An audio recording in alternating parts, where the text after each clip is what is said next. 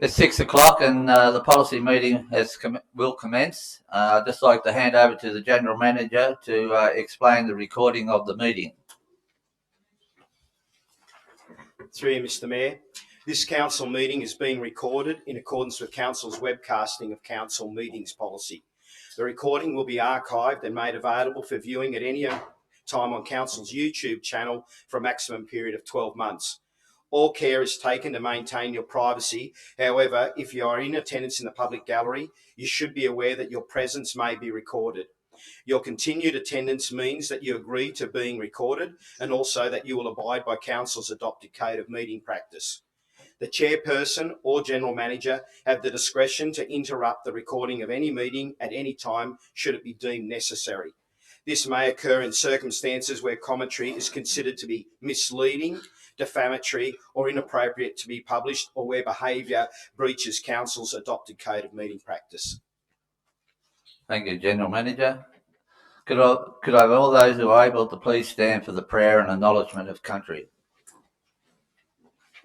Almighty God, give wisdom to those in authority and guide all people in the way of righteousness and peace, so that we may share with justice the resources of the earth, work together in trust and seek the common good.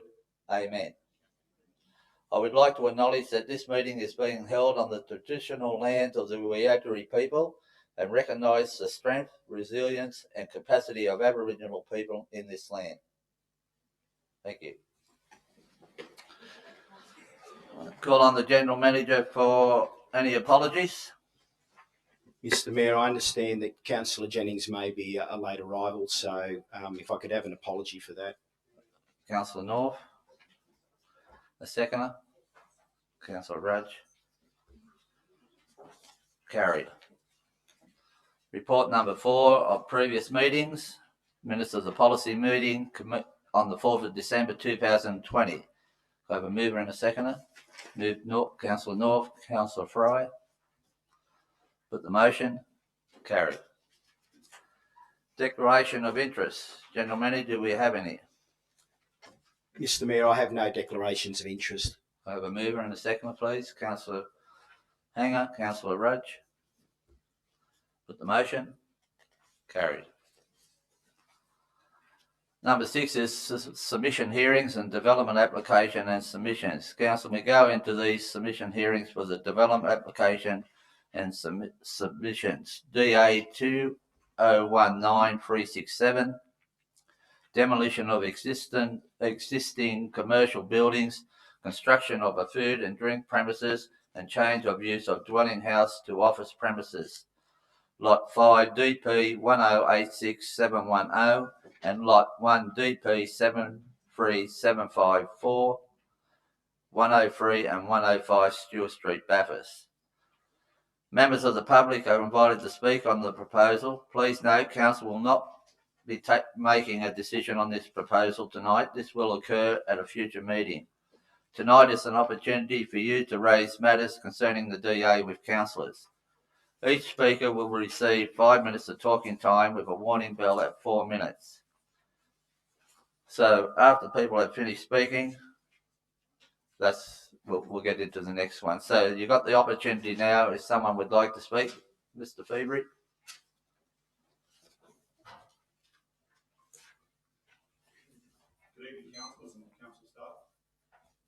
I'm Wayne Fevery and I'm the Deputy Chair of the local branch of the National Trust.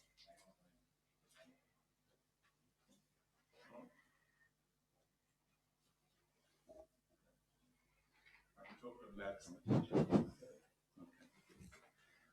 All right, as always, the local branch of the Trust appreciates the opportunity to comment upon this particular DA. Whilst the Trust doesn't take task with the coming of Taco Bell to Bathurst per se, our main concerns revolve around the proposed location of the business. And in recent weeks, the Trust has been approached by a number of upset local residents of Howick Street and Stewart Street, adjacent to the proposed DA, and asked us to comment on their behalf, which I will. Residents have spoken of their concerns in several key areas, including increased traffic flows and congestion, parking issues, increased pedestrian flows, pedestrian safety, noise pollution, light pollution, odour pollution from cooking smells, long opening hours, much more than the present commercial enterprise.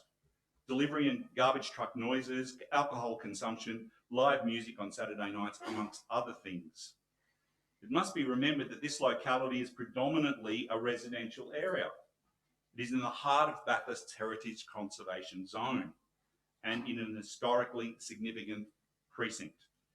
Many of the homes in this area are over 100 years old, and their owners have spent considerable time and effort in improving them, often with the help of Bathurst Council's Heritage Fund. These older houses are largely built close to the street, with bedrooms at the front of the house.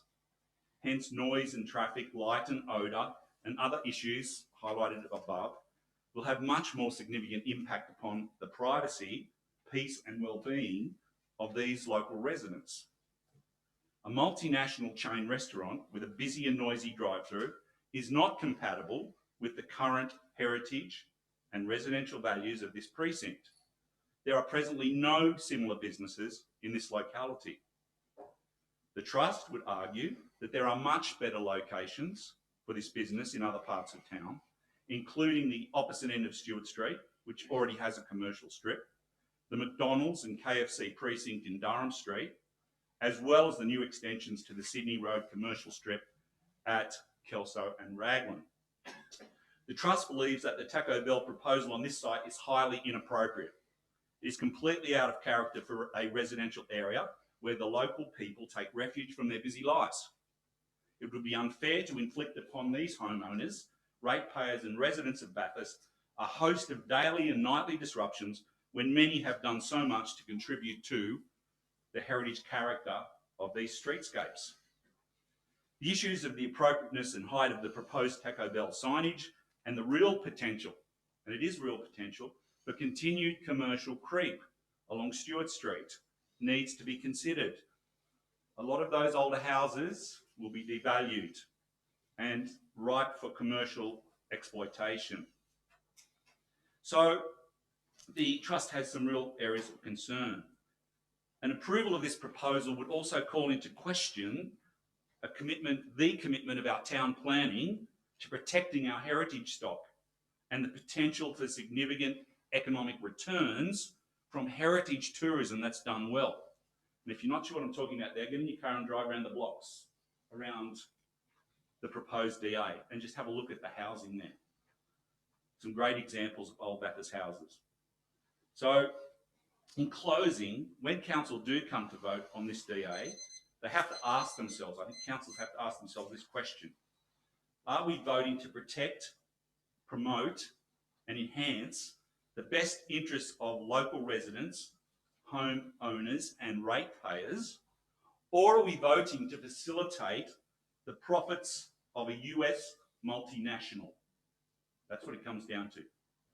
Thank you, council. Thank you, Mr. Feebury. Is there anyone else who'd like to speak? Please state your name when you come to the podium. Yeah, my name is Brooke Lynch, Mr. Mayor and fellow councillors. I'm here as an objector to the Taco Bell development. Basically, my objections are referring to Bathurst Local Council Local Environment Plan. Point 1 being the zoning objections to the R1 mandate compatibility between any commercial development and residential amenity.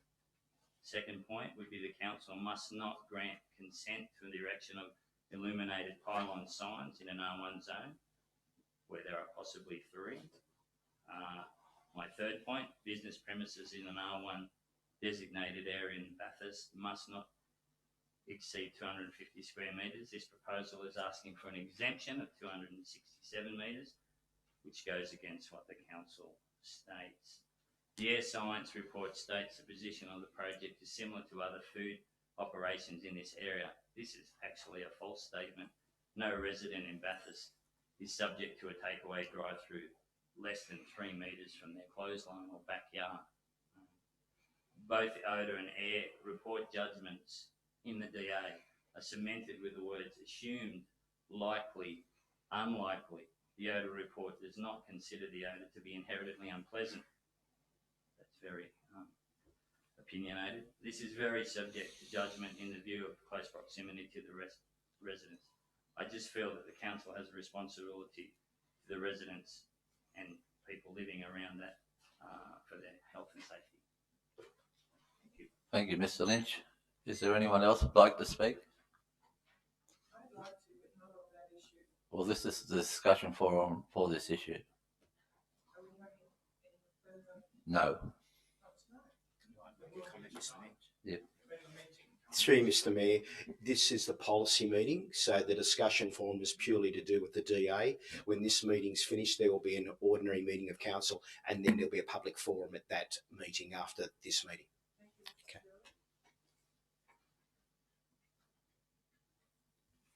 Yes.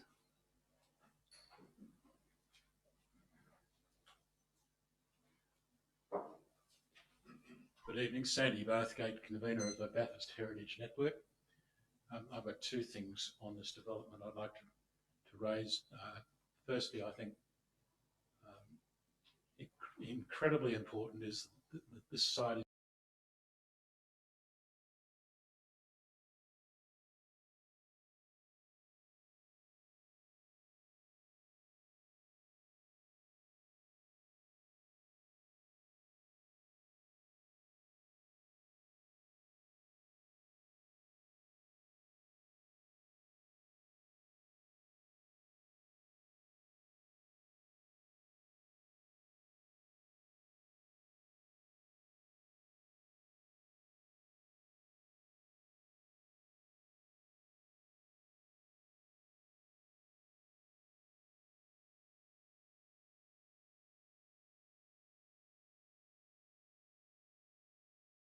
under 5.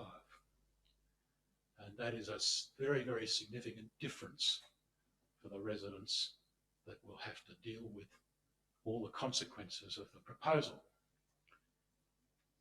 We've just come from a meeting between some of the submitters and council staff and the developers. And what's become clear to me is that the proposal is for a standard cookie cutter Taco Bell business, which is trying to be shoehorned into the wrong place and into too small a site. Too small in every respect: size, traffic, noise, proximity, you name it. It's too big for that site. The second point I'd like to raise is one of signage. And this not only goes to this development, but also to precedents that this might create. In the proposal, there is a structure seemingly as part of the building called a signage tower. And it is a structure designed specifically to carry signage for the business, and it sits on top of the building. And as such, it is a sign or a couple of signs. It's not actually part of the business operation. It's an excuse to get large-scale prominent signage as high as possible. Now, what we have is a set of rules and standards in Bathurst that say you can't put signage above the height of a building. And so what's being proposed is, well, let's increase the height of a building solely to carry the signage. That then drives the height of associated pole signs and blade signs that sit on the street to advertise the business. So the higher you can get your building, the higher your street signage can be. And it's an anathema, and it's wrong, and it goes against every principle concerning signage in our DCP, that you can build the building higher just to carry the signage. That's a perversion and shouldn't be allowed, and I would urge you to, if anything else, reject that out of hand. It's just plain wrong. I do know that the surrounding residents are very, very concerned, and rightly so. I do hope you read their submissions very, very closely, because I know I wouldn't want to be living next to this development. Thank you. Thank you, Mr. Bathgate. Is there anyone else like to speak on this? Yes, down the back.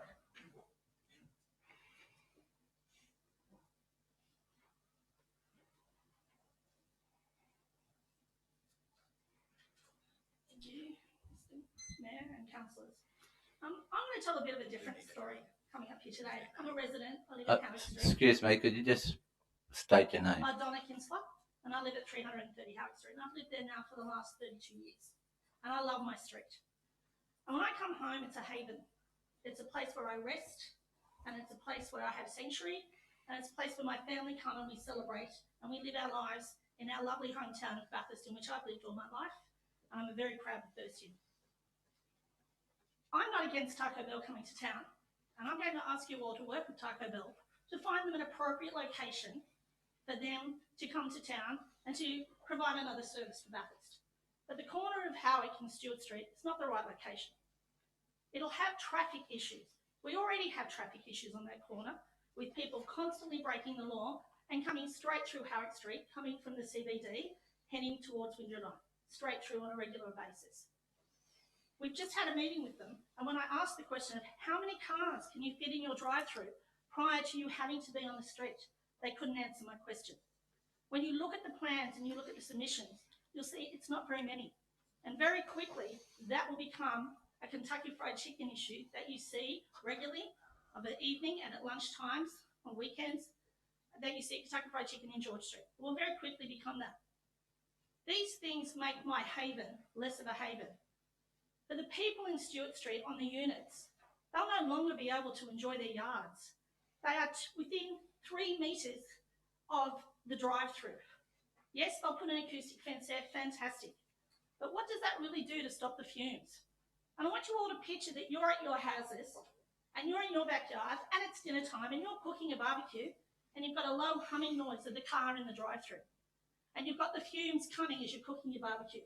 Or it's going over your laundry that's hanging on the clothesline. Now, I know there are little emotional things that I'm sharing, but where people live is emotional. It's your home, it's your sanctuary.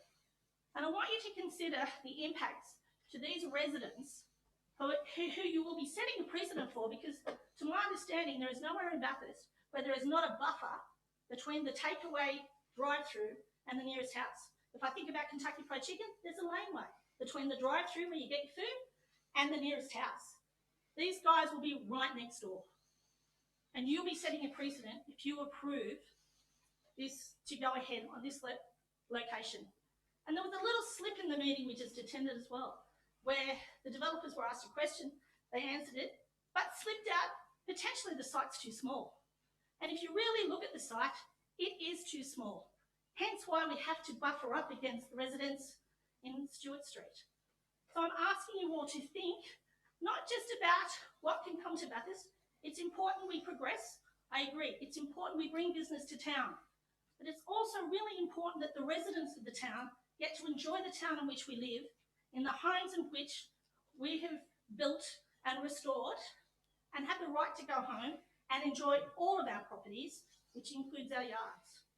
So think about whether or not you want to be the people living in Stewart Street or in the house next door on Howard Street when you go to vote on this submission.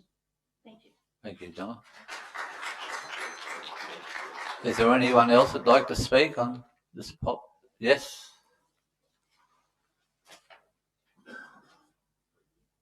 Good evening, Mayor and Councillors, and thank you for the opportunity. My name is Hector Abbott. I'm the developer of the project. I'd just like to make a couple of comments. My town planner will also address the meeting as well.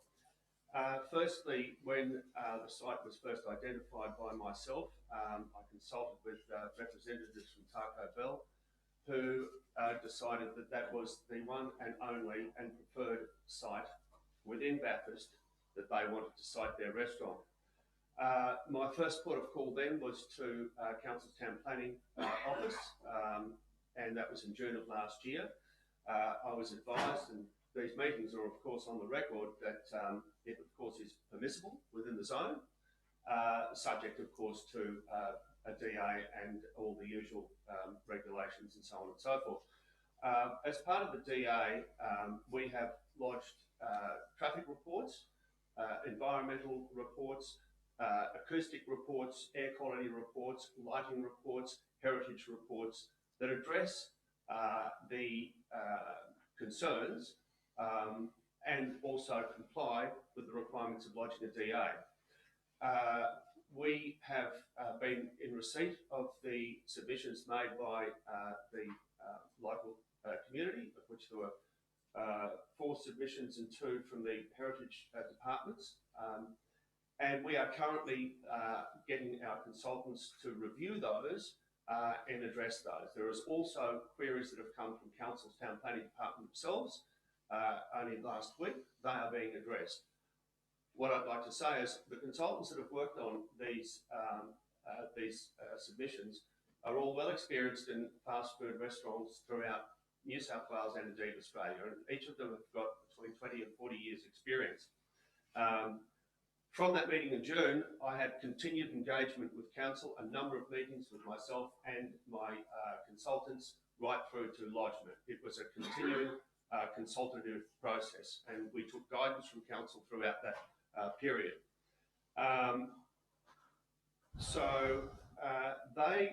That is really, we're doing everything in accordance with the regulations, with council regulations, with state regulations.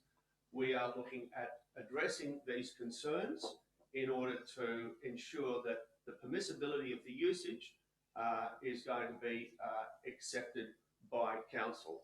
And I can assure you that we take the concerns of the residents very, very seriously, and these concerns are currently being addressed in revised documentation that is currently being prepared. And just one other point, the business of Taco Bell, whilst it is a US brand, it is wholly owned by a company called Restaurant Brands, which is listed on the Australian Stock Exchange.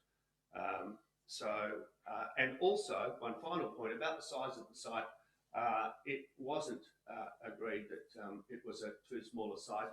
In fact, the site of 2,024 square metres, which the subject site is, I'm putting one in Tamworth on 1,708 square metres, and I'm expecting the DA out any day now from Tamworth Council, so it can fit on a site even smaller. Thank you for your time and the opportunity to address you. Thank you, Mr. Abbott. Is there anyone else that'd like to speak?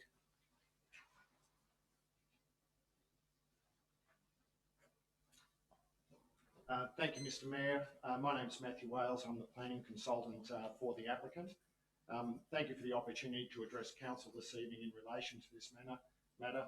And also, I'd like to thank the staff for arranging the meeting with the local residents. I think that was a very beneficial process to go through, and we fully understand the concerns and will be addressing those concerns by the residents. Both my office and the applicant have been working very closely with council's assessment staff so to address the relevant matters required to ensure that this application meets the council's standards. This, of course, includes all public submissions, which we are currently addressing at the moment.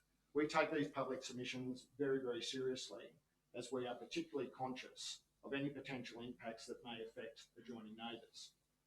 It is important to my client that he maintains and has good relationship with his neighbours, both during this process and hopefully in the future during the operation of the business. As an experienced operator in both the fast food and commercial sector, my client takes his responsibilities in meeting both council's and the community's expectations very seriously. To that end, we have endeavoured to engage with local residents with a view to listening to those concerns and addressing as many of those as possible.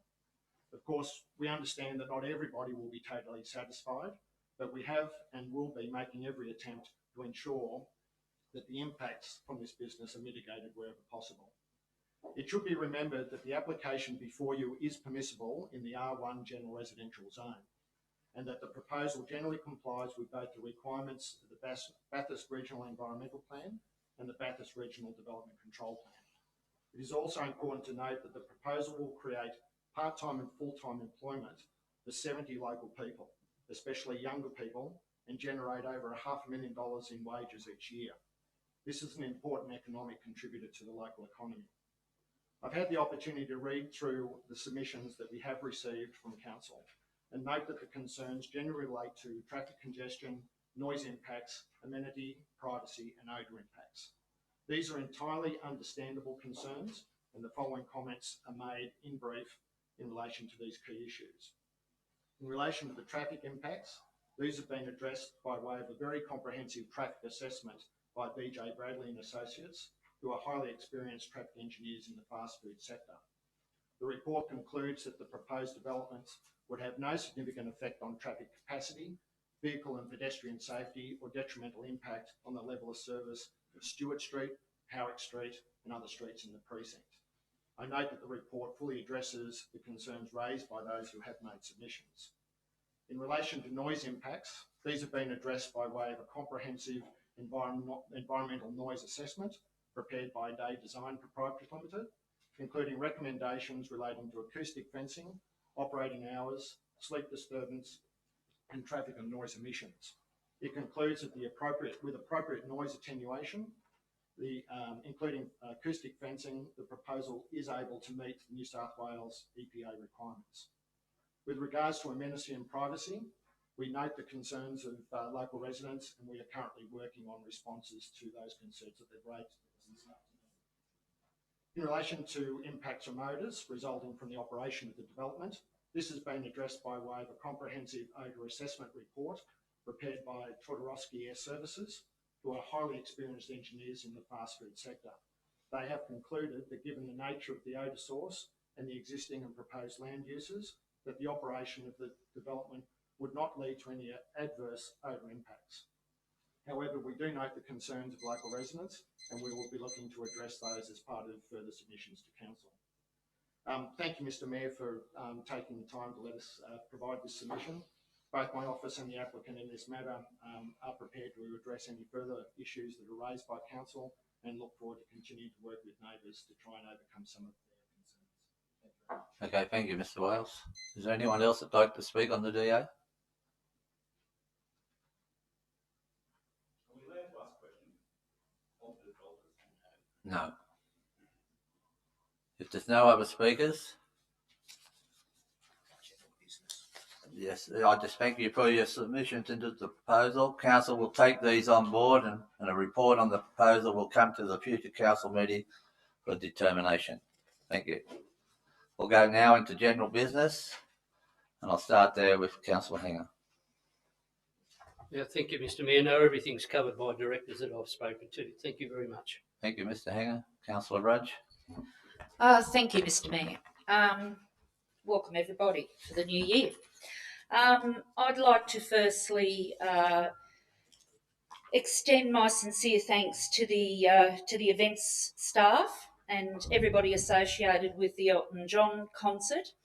I had a particular interest in it as I'm the Deputy Chair for the Bathurst Beaters, which is a group of breast cancer survivors. We're putting together a book called Bathurst on a Plate. All proceeds will be going to researching women's cancer. And we were fortunate enough to be able to obtain the gold coin donation from the Elton John buses. I'd like to thank the staff and everybody concerned for making this possible.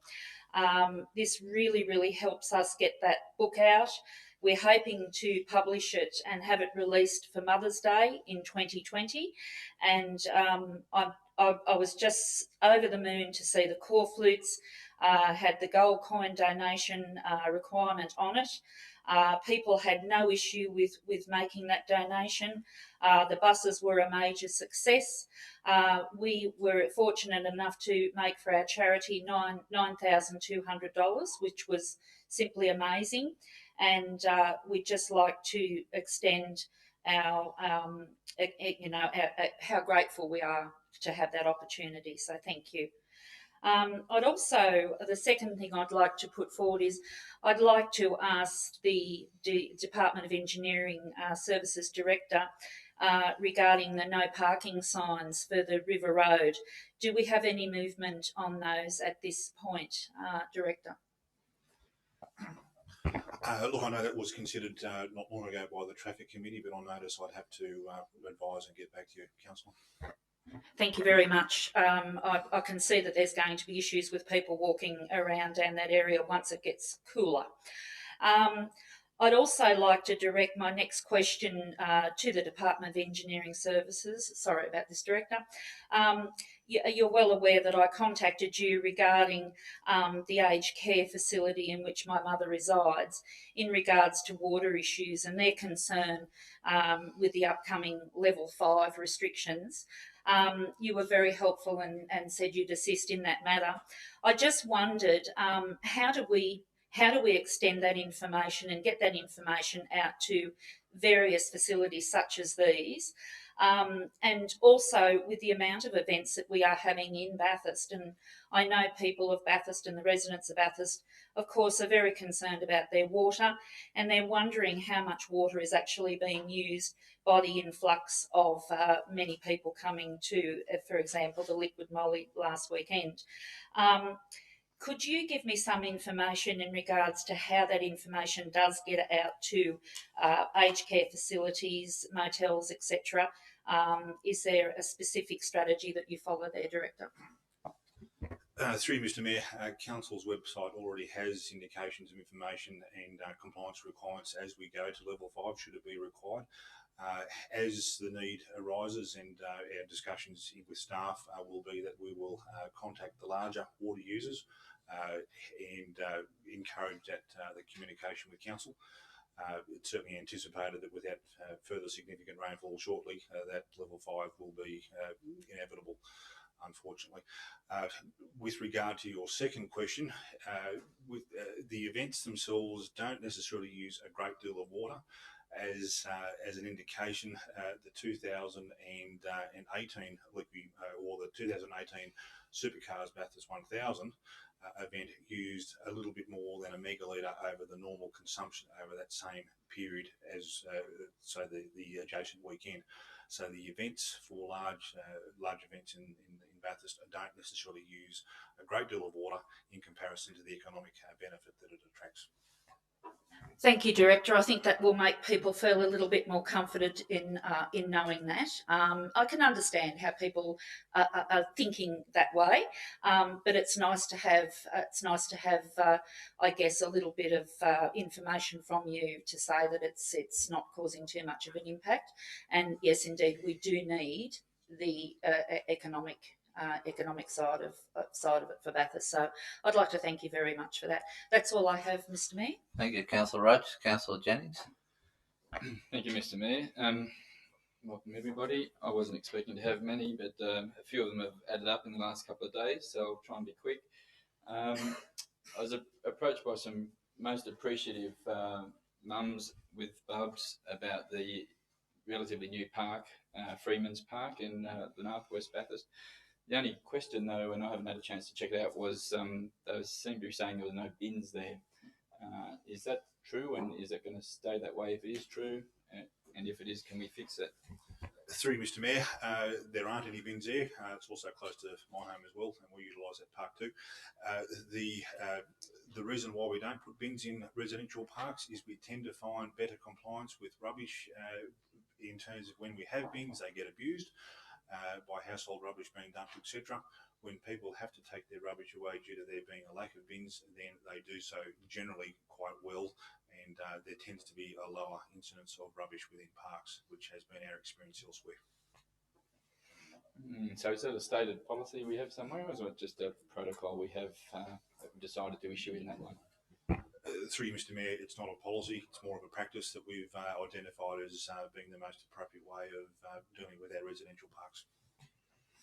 Through you, Mr Mayor, could I just make a point that that issue has been discussed a number of times by Council in the past. Councillor North will recall, and generally that has been our experience. So whilst it may not be a written policy, it's certainly been a practice that has been discussed with Council before due to the experience we've had.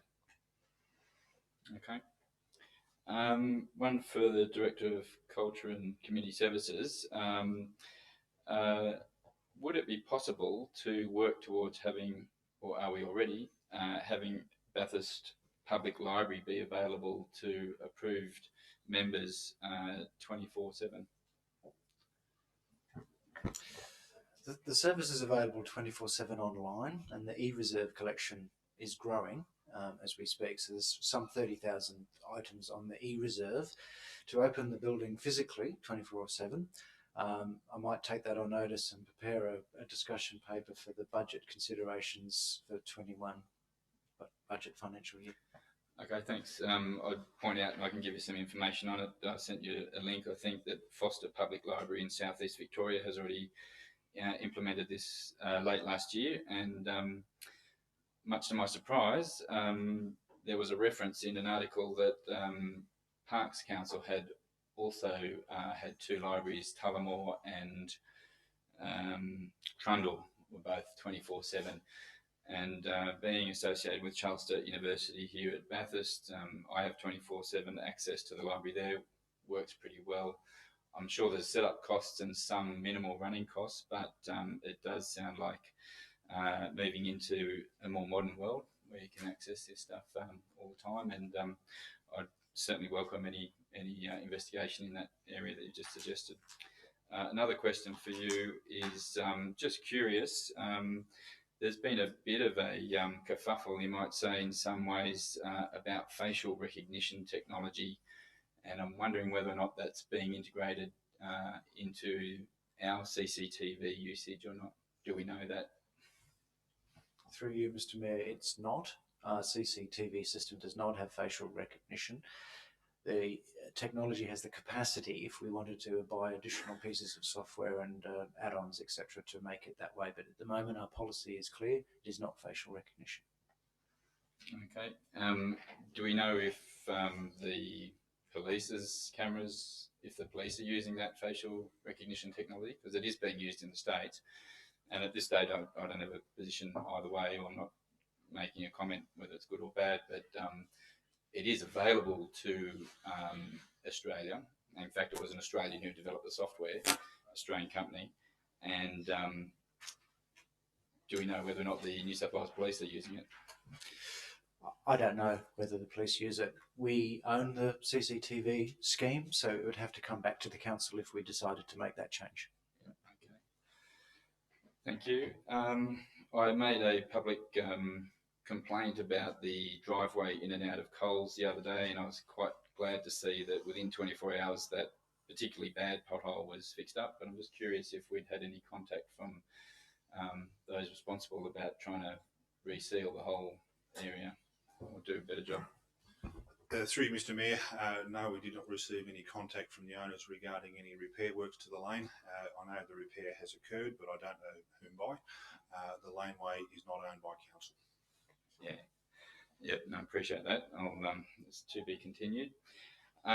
Is council aware of at Kelso at Toronto Street, the crossing over the railway line there just before you get to Lee Street, that there's a bit of concern about that from the local community?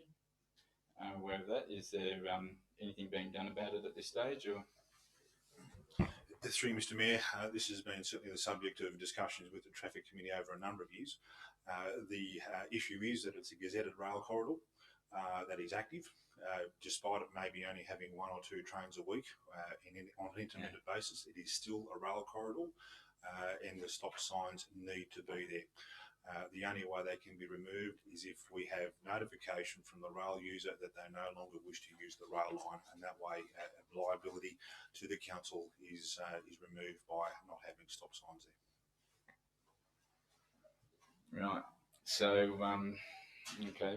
So one of the complaints, just to air it, I guess, was that even though it only gets used potentially once a week, people are being fined for not stopping at the stop sign.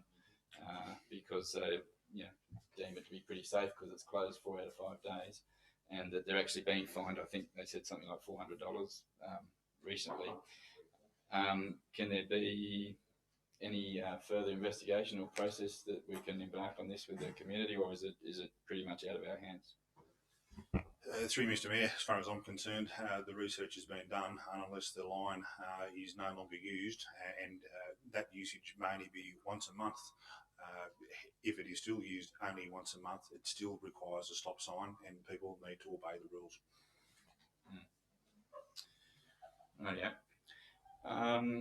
Glad to see that the Keppel Street Walkway upgrade is underway. I think that might have been a 2013 original request, and it's looking very close. Just curious, two things: when's it due to be complete, and then how many parking spaces, if you happen to know it off the top of your head, otherwise happy to take it on notice, become available through that walkway. Through you, Mr Mayor, the car park itself was already constructed in preceding budgets, and from memory it's of the order of about 50 to 60 car parks that are available with a sealed car park. The construction of the laneway itself, in terms of footpath and lighting and the like, will take probably about 6 weeks further to construct, subject to weather. Hopefully it does rain. Sure. Okay, and I'm not quite sure who to address this one to, so maybe through the General Manager. Do we have a Bathurst Regional Council heatwave policy? No, we don't have a heatwave policy. So given that, I'd like to consider whether or not we should have one. This is one from 2013 to 2017, Darebin Council, City of Darebin in Victoria. I believe most state governments have guidelines or their own actual heatwave policies, and local councils have basically used those as a process or a guide for how to set up their own strategies. Particularly important for elderly or anyone vulnerable to heat waves, to high temperatures, and particularly we're in a good position as a council, given all the assets that we have, to be able to make offer places of refuge from temperature and air conditioning and that sort of stuff. So could I just flag that to be put in our agenda in the future? Through you, Mr Mayor, yeah, we can research that. I'd certainly also note, I've had recent discussions with the two main clubs, and they do provide that facility. They opened up whereabouts if you weren't necessarily a local member, you could access those facilities to get into the air conditioning, and that's probably a great thing for the city in that regard. Yep, and any policy that we constructed, I think it would obviously be great to be able to include the broader community as much as possible, and those who can offer support to it.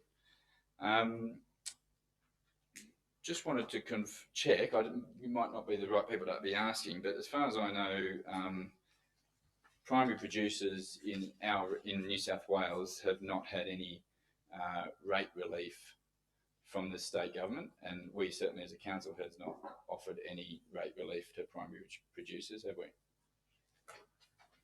Through you, Mr Mayor, the state government, as far as I'm aware, has offered rate relief for those impacted by the fires, and certainly that would pick up a number of primary producers.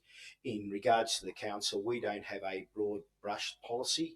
Our policy fits in with the Local Government Act, which is that we look at each claim on the basis of that claim and the merit of it, and any claim due to hardship would then come to the council. The ability to write off rates is very heavily restricted by the Local Government Act. Yep, and I must say I totally agree that I don't think a local government, given our revenue streams and sources, is even remotely in a position to waive rates, even though a lot of primary producers and those representing agriculture would probably like to see it happen quickly. Having said that, the South Australian government, I believe, has actually stumped up the money for primary producers impacted by drought. And I would like to see us ask our state and potentially federal members whether or not this could be looked at. And I ask that for this particular reason. The recent figures for farm financial performance in New South Wales by region over the last 3 years, as published by ABARE on their website, the Federal Department of Primary Industries, which it's not a conflict, but I used to work for them and actually publish this data. Central West, Region 122, farm business profit has gone from an average per farm of $70,000 in 2016-17, from a positive $70,000 to this year, to 18-19, negative $81,000. That's farm business profit. So they are way, way, way down. And I think obviously this drought is biting massively, and things like where you can offer bills that you expect to come around, and particularly sizable bills. I was talking to a farm the other day, said something about a $16,000, rates that he pays to council to operate his business.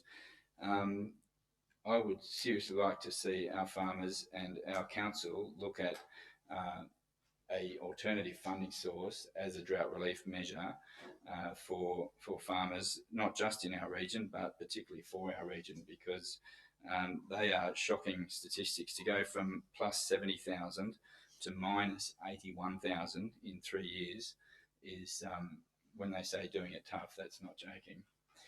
And things like what we have been able to offer the free water to farmers, which is coming up later, is good, but we're very limited into what we can do. But we can lend our voice to the needs of farmers that are in our backyard. And finally, I'd just like to ask probably the Director for Engineering, I believe that we need to very soon start heavily prioritising and pushing the water security measure of recycled water. So obviously it's been talked about internally. Could you just give us a quick update as to where that project, if you could even call it a project or concept, is at this stage for this council, and what more we can do about it to progress it sooner? Through you, Mr Mayor, recycled effluent was considered formally by council back in 2008, so a number of years ago. Right now, and at that stage, it was discounted as for further funding at that stage. Right now, we're actively working on 2 short-term critical water supply projects, which you would be aware of, being the stormwater harvesting project and our Wimbledale pipeline augmentation, and we're pushing very hard for that to proceed, given our imminent potential 0 day this year. So we're pushing that very hard. Recycled effluent is certainly a part of our medium-term mix that we have put to the state government that we wish to consider and have them consider for the funding. The stormwater harvesting project itself has been designed with the intent of allowing recycled effluent, should it be used, to share the same pipeline in terms of capacity and pump power and the like. So we are considering that in the design now, given we want to do it once and do it properly. So that sounds good. I mean, obviously the advantage that recycled water has over stormwater harvesting and the dams is that it's a guaranteed return of water that's used. So would I be right in saying, I'm certainly no expert, is it around the sort of 30% mark that for of water consumed that you can actually reclaim and reuse afterwards? Is that known? Through you, Mr Mayor, in terms of numbers right now, Bathurst is using about 11 megalitres a day. We're discharging about 7 megalitres back into the Macquarie River, which is subsequently used by downstream irrigators. So there's certainly a drop in return as to what can be recovered. Of that, depending upon the treatment system and the quality of the effluent, which I've got to say our treatment process is considerable, generally speaking, you'd be looking at another 10 to 20% loss in terms of recycling that to a drinking water standard. And then you need to deal with the brine that results from that. And that has some repercussions as to how you deal with that too. So there's a lot of work to be done in terms of making that occur. Righto. All right. It sounds like worth looking into, because I'd certainly believe that regardless of whether you call it an emergency or not, we are doing all the emergency actions at the moment for short-term water supply, and fingers crossed the stormwater harvesting comes at the right time. But I point out that building dams or harvesting water doesn't actually make it rain, and doesn't actually make it rain at the right time or at the right place. So there is still risk associated with that, and the advantage obviously of recycled water is that it's essentially water in the bank, so to speak. And I believe anecdotally, when I first went to London, I was told that every glass of water there has passed through a human 7 times before you drink it when it comes out of the tap. So I don't think there's anything to be scared about it from a technology point of view, but I do think it's a conversation that we need to have, and need to have it pretty soon, given that we're by no means out of the woods. and we've got short-term emergency actions occurring, but the 3 to 5 year period, I think we've still got a big pinch point coming up, and the next 5 to 15 years we also have a massive pinch point as to getting infrastructure to match that. So at this stage I don't see that we're out of the woods in the short, medium or long term, and the more we can do on those medium term fronts the better. So thanks for your answer. Thank you, Councillor Jennings. Councillor Orban. Thanks, Mr. Mayor. Just a policy on that treated effluent, I'd like to bring in that the engineer has the first glass come out of the tap. That's all right. Okay, a couple of things. I had down here bins at Freeman Park too, because I've been there a couple of times over Christmas, and one particular lady has said that she always picks up rubbish from other people and takes it home to her place.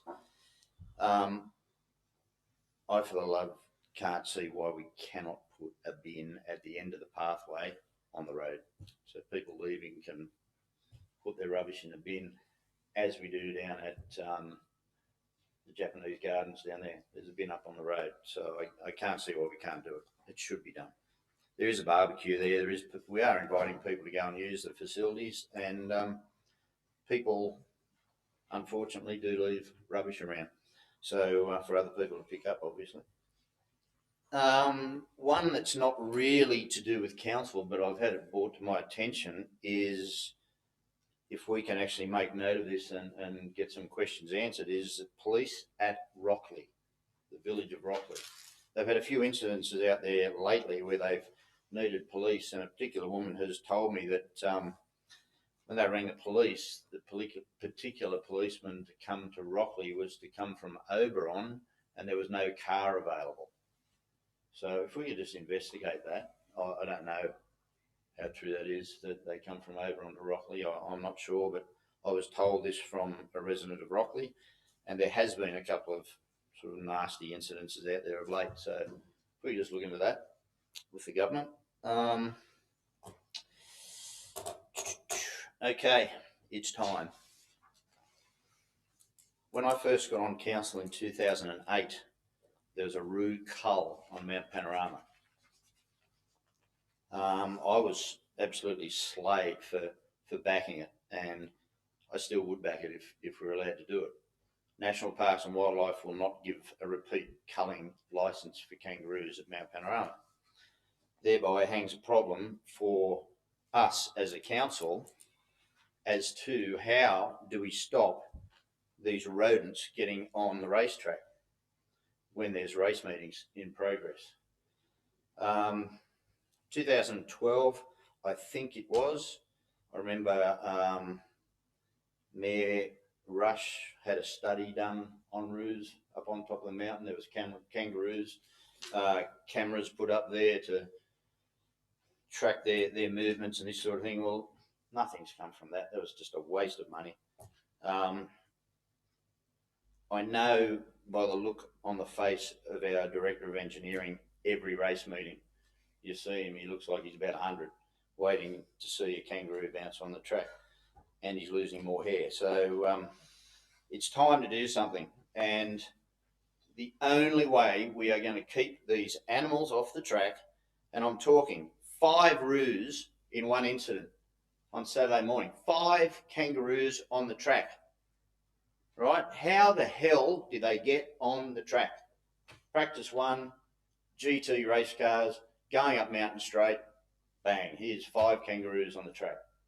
Unacceptable, people, absolutely. 1 roo in Pit Lane. It was on Thursday, it might have been Wednesday or Thursday anyway. Shane Van Gisbergen, the driver, took a photo of a kangaroo bouncing down Pit Lane whilst teams were setting up in the pit area.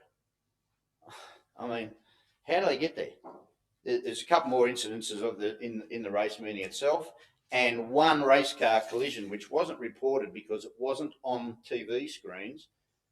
BMW of Chaz Mostert, he wasn't driving, but one of his co-drivers was, hit a kangaroo, put a good sized dent in the front of the BMW, which they had to come into the pits to fix.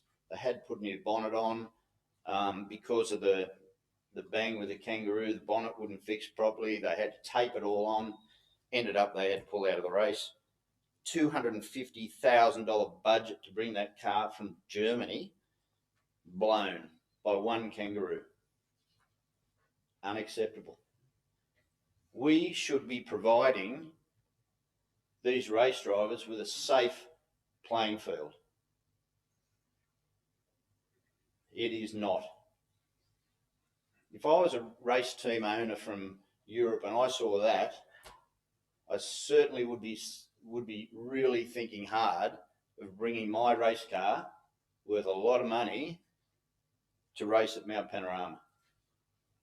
It is vitally important that we fix this problem. Stop sitting on our hands. Stop thinking that temporary fences work, because they obviously don't.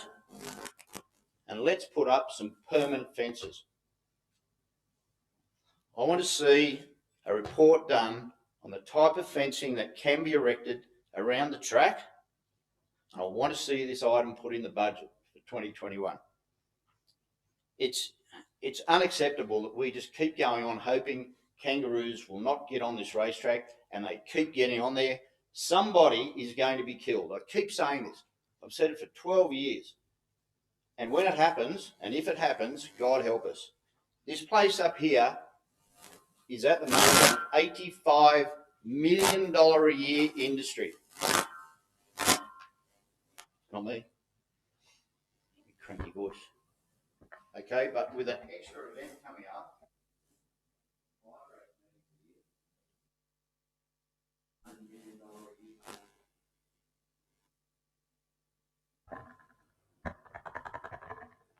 Bill.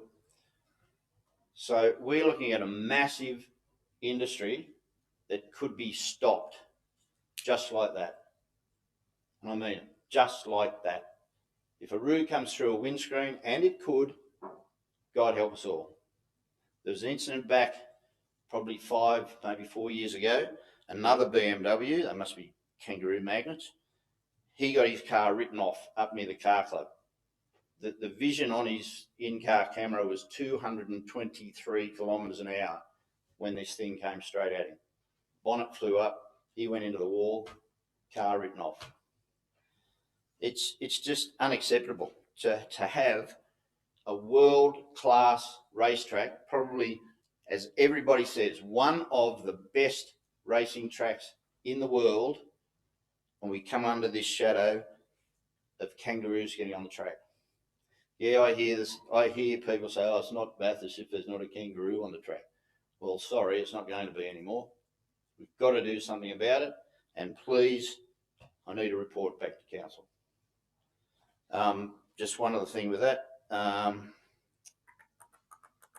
I won't go into that anymore. That's okay. But I don't know how people that race at the track and get their cars written off by a kangaroo actually deal with it. What financial payback they might have, what insurance they might have. But I'm probably saying that the owners and the promoters of any race might be liable from now on. So let's get something done about it. Thank you, Councillor Orban. Councillor Morse. Thank you, Mr. Mayor. My first comment is that Council's aware that I've been honoured by the award of an Order of Australia medal. And in the citation it says it's for services to local government. In New South Wales, I believe there was only one, maybe two, medals that were awarded for service to local government. And I would like to have it put on record that a medal such as that for local government is a reflection on the standard of the services and the staff of the council, of which I'm a councillor. I have been representative of the council on various community groups, and in the years that I have served on council, I have always had great service and cooperation from all the directors and all the staff, and I would like to have it put on record that this award should be shared with the council staff and the team up there. So thank you very much. The issue that I would like to raise is again Mount Panorama. Council has spent quite a lot of money on providing disabled access to the inside of the track. I was leaving the race on Sunday afternoon, walking across the bridge to come down, and I noticed 2 or 3 people trying to help a disabled man up the stairs. And each year, as the Director of Engineering would know, I keep an eye on the disabled access. But what I've realised is that there is nothing down at the bottom of the steps up the bridge to say, disabled access, there's a lift. So these poor people were trying to help this man who was very wobbly to get up the stairs, had no idea that there was a lift going up. In the morning, there were some staff there helping people, but when I left, there was absolutely nothing to say as you come into the stairs, lift disabled access this way. And then if you actually manage to get into the lift and go along the bridge, there's nothing to say how you get down off it. So there's nothing as a sign, and you've got to have a badge or something else to get through onto that walkway at the back of the pit, the corporate suites. There's nothing to say that you can get back down again. So I would like the council to make representations to Supercast to say, please make signage very clear that there's a disabled lift, and then once they get up there, there is a lift down the other way. Now, for some years, you come out of the lift, and the only way to get across the bridge was to go against the flow of traffic. I think the Director of Engineering has fixed that. You can actually cross into the lane of the people walking across the bridge. But it's just paying lip service to access to the mountain if you say, well, we got a lift. But if nobody knows it's there either to go up or come down, there is no point in putting it there. So please ask for Supercast to put signage for the disabled access up and down. Thank you. Thank you, Councillor Morse. Councillor Fry. Thank you, Mr. Mayor. Mr. Mayor, have we got a water emergency yet? No? What's that again? We've got a state of water emergency yet. We're at 29%. What do you reckon? What do you reckon, Councillor Yeah, Fry? I reckon we have. We can call it a crisis, but I think we do have a state of water emergency. I think we've got a 50 chance of getting through to, say, September without 0 day. So I'm not sure whether the engineer would agree with that. But we do have a crisis with water, along with many other country towns and cities. So we're at a crossroads, really, and this is unprecedented in the history of Bathurst City since settlement, where we have to make these hard decisions on how we're going to manage our water, when we put restrictions in, and more importantly, when or how, or if we can, how much money we can spend on emergency measures, such as the pipeline to Windmerdale Dam, or the study for a pipeline from Ben Chifley, or a pipe from the wastewater treatment plant back to the water treatment plant. So all these great schemes have been around for well over 100 years, and the type of engineering we've done, the Windmerdale Dam, the Ben Chifley Dam, hasn't greatly changed. The idea of a big concrete wall across a dam and a pipe and a lot of pumps hasn't changed to any radical extent. And my fear is we're going along with these old ideas, these old engineering ideas, and they're driven by politicians, I reckon, who want big brass plaques on the dam like Ben Chifley Dam or the Denison Bridge or the Gordon Eagle Bridge. It's all about blokes having plaques, and I think we're at a point now where we can actually make decisions on sustainable systems. And I've been banging on about rainwater tanks and stormwater harvesting and floodplain aquifer or gravel bed recharge, grey water recycling at a house level or a block or a suburb level. Smart water solutions, and we've talked about a lot of those, the smart meters and all sorts of things, and sensors in the ground. So we have a choice. We've got money from the state government, a little bit from the feds, and I don't know if we've asked for the right questions for this money. I mean, these projects that we're doing, I'm sure they're good, but as we were told the other day, we can be good or we can be great, and I'd rather work with a great council. So this is our 50-50 chance of getting it right, and looking at sustainable solutions, 21st century solutions to our 20th century problems. I just don't want to see us stuck in the past on this. I want us to move forward and be a leader, which Bathurst is in so many other ways. So I put in a 10,000 litre tank the other day, or a couple of months ago. I filled up in one shower. Now, if we go to level 5 or 6, we'll probably be living on 1,000 litres a week, a household. Would that be accurate, Mr. Engineer? Like at those high levels, would we see a house get down to 1,000 litres a week? Through you, Mr. Mayor, the current consumption for level 4 is around about 160 litres per person per day. So, of course, it depends on how many people live in the house. But say certainly at level 6, we'd be expecting consumption to be downwards of 140 litres per person per day.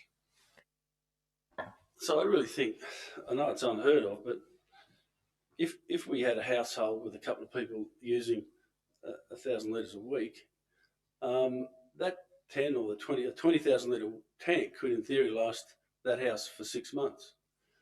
So I guess what I'm asking is we put a bit of money aside from the 10 million or the next 10 million, if we're lucky enough to get it, or the million we've got from the feds, to look at some modelling, and we've got a lot of consultants available, look at some modelling on small scale grey water, landscape recharge and landscape harvesting. I'm talking about in the catchments, catching those storms up in the catchments, detaining them long enough and let them trickle down to our water filtration plant.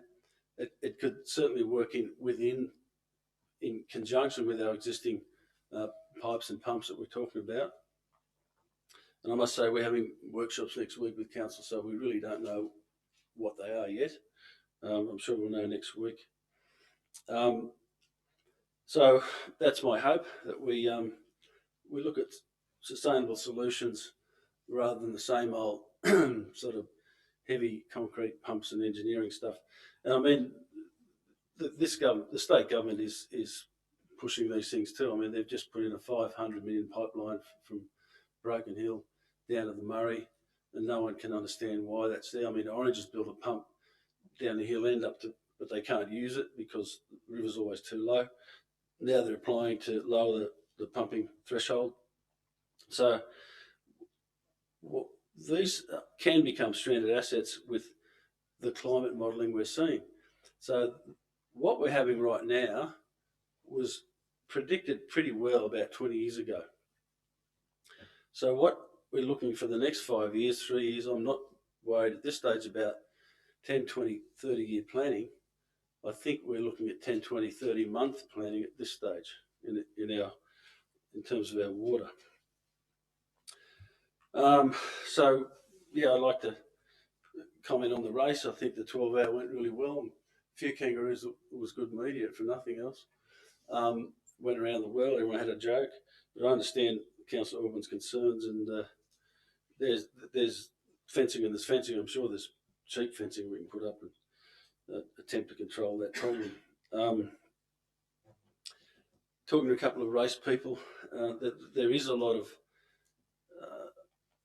interest in an electric car race. I'm not sure what the process is. Do we, Mr. General Manager or Mr. Director of Corporate, could we approach Supercheap and ask them, could they investigate a 10, 20 lap saloon car electric race in 2021? Is that possible? Through you, Mr. Mayor, yes, that's possible. Great. So hopefully we can move that on and be another first for Bathurst, get electric cars. And I think it's the way of the future. Coming back from Elton John, which I agree with Councillor Rudge, it was a milestone event. No criticisms from me, only that if I had the capacity, I'd put in some sort of handicap viewing platform for people on wheelchairs. I think if there was an emergency, that they would get caught up in a pretty big crowd trying to get out of that site. So wheelchairs there were wheelchairs there and they were dealt with, but I just think we could probably build a platform for those people with a ramp. If we did it again, hopefully we do. And coming back from the Elton John, the lights were out on Denison Bridge and near the op shop. I'm wondering if could we put in standalone solar lights for a couple of thousand each instead of redoing the old system on those sorts of locations. Through Mr Mayor, solar lights to last that long and to meet the public lighting code are quite expensive. We do have a budget bid in the draft budget for next financial year for Council's consideration for lighting along the bridge. Thank you. That's me. Thanks. Thank you, Councillor Fry. Councillor Christian. Yeah, I just want to start off with a couple of questions for the Director of Engineering. The Sutter, Lambert and Mitre Street roundabout, can we just get an update on how we're going there? Are we on time and that sort of thing? Through Mr Mayor, look, you'll be aware that certainly works have started on the site in terms of being on schedule, given it's so early in the project, given it's going to be quite a substantial project in terms of time. Look, it's probably, to be honest, too early to say whether it's on tracking exactly on time. Our expectations is that as we've informed the community, the construction time of anywhere up to 9 months still stands. Thank you. Also, while I'm at it, last year I asked Council to conduct a CBD or street sign audit. How are we looking there? Through Mr Mayor, a majority of that street sign audit has been complete by our asset staff, and some findings for that have already been rectified, and any outstanding works will be incorporated into our existing budgets.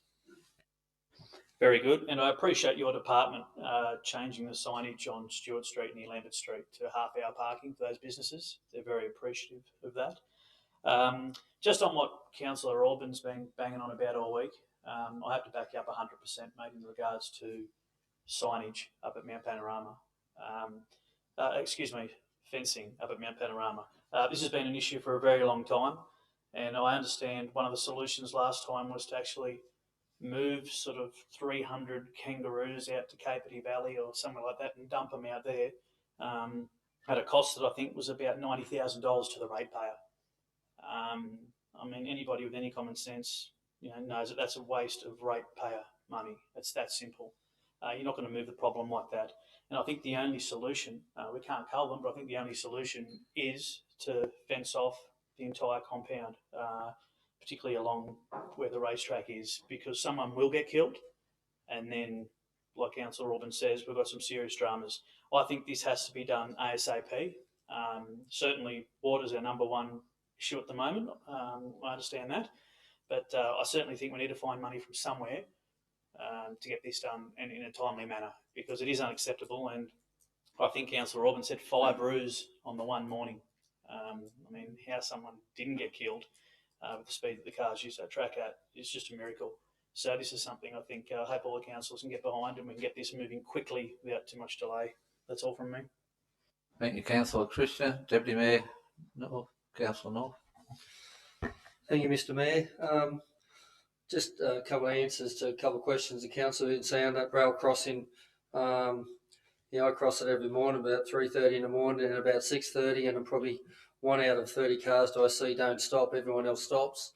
And the word got round the other day about a police officer out there booking people. I think I've seen 2 trains in 5 years, but it is a crossing. It does say stop, and it's 99.99% of people do stop out there, but the word got around that area that a police officer was booking people, and I heard it was quite expensive.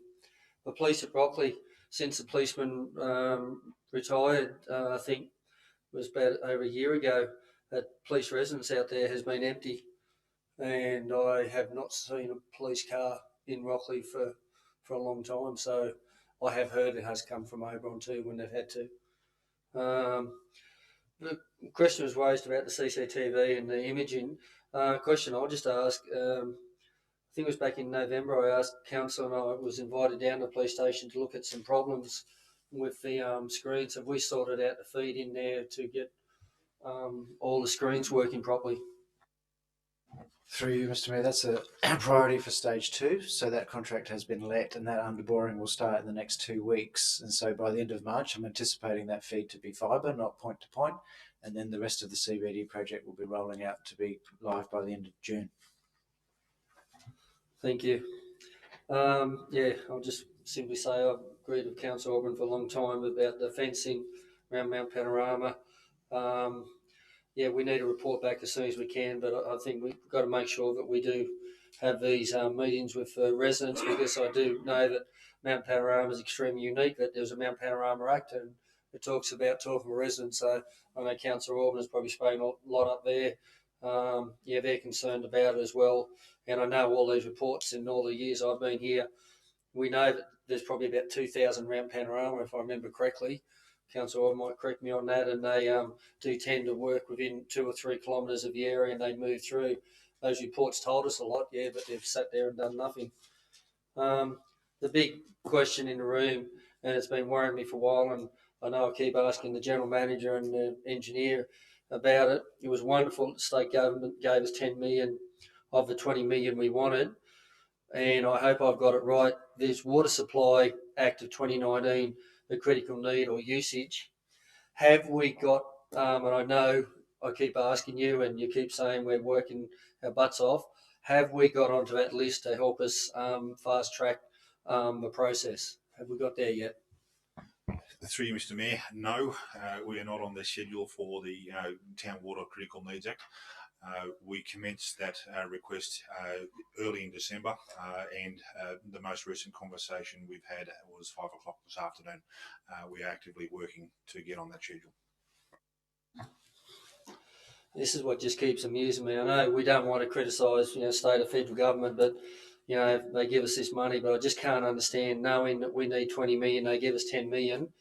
We're going to do it no matter what, so we're going to have a 10 million hole in our budget. But that, I don't know, Councillor Fry said it, whether it's crisis, critical, whatever, we're in a situation, I'll put it that way, and it just blows me, the state or federal government, this is a state government one, why the hell we're not on that act. And look, I know I'm going to keep asking you regularly so many times each week, and you're sick of seeing me, but we've got to get on that list. Mr. Mayor, whatever you can do, General Manager, we as councillors, I can't believe that we're not on the list. We talk about Bathurst, it's important in New South Wales, regional New South Wales, and probably regional areas in Australia. This council's worked hard on all solutions. Councillor Fry, as you know, we've spoken about grey water. We're continuing to talk about grey water and other solutions. But we've found a lot of solutions that we're getting knocked. I guess the other solution out there, when we did find some water and we put a proposal to the state government, are we still asking the state government our potential to get that water that we located that is not being used? Are we still asking that question? Through you, Mr. Mayor, we have asked for a review of that decision, and as yet we haven't had an answer.